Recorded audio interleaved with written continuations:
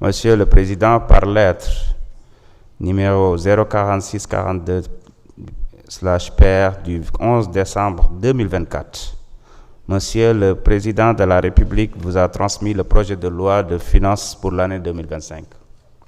En application de l'article 86, alinéa 6 de la Constitution, et après délibération du Conseil des ministres du 18 décembre 2024, j'ai décidé d'engager la responsabilité du gouvernement devant l'Assemblée nationale sur le vote de ce projet de loi de finances.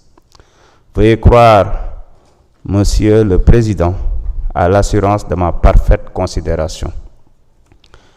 Et je pense qu'il est bon aussi de rappeler que la Constitution, à son article 86, alinéa 6, nous dit clairement que le Premier ministre peut, après délibération du Conseil des ministres, engager la responsabilité du gouvernement devant l'Assemblée nationale sur le vote d'un projet de loi de finances. Dans ce cas, ce projet est considéré comme adopté, sauf une motion de censure déposée dans les 24 heures qui suivent et votée dans les conditions prévues à l'alinéa précédent. Donc, le Premier ministre peut en outre recourir à cette procédure pour un autre projet ou une proposition de loi par session. Ceci étant dit, il n'y a pas eu de motion de censure déposée. Je voudrais donc, il n'y aura pas de débat, zéro débat. Je voudrais donc féliciter Monsieur le Premier ministre et Monsieur le ministre des Finances et l'ensemble du gouvernement. Est-ce que vous pouvez vous taire?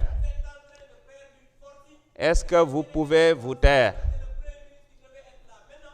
Est-ce que vous pouvez vous taire?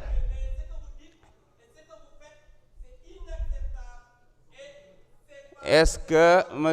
Mbaou, vous pouvez vous taire et vous asseoir?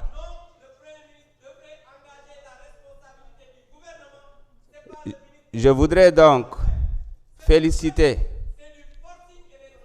Si vous insistez, vous allez sortir de la salle. Asseyez-vous, sinon vous sortez de la salle. Je rappelle clairement que je ne sais pas, c'est le français qui est difficile ou pas, mais la lettre est très claire. Le Premier ministre a engagé la responsabilité du gouvernement et donc la loi est adoptée. Je félicite le gouvernement pour l'adoption du projet de loi de finances pour l'année 2025. Mes chers collègues, l'ordre du jour étant épuisé, je propose à l'Assemblée de lever la séance et de reprendre nos travaux à 13 h pour l'élection des membres de la Haute Cour de justice. La séance est levée.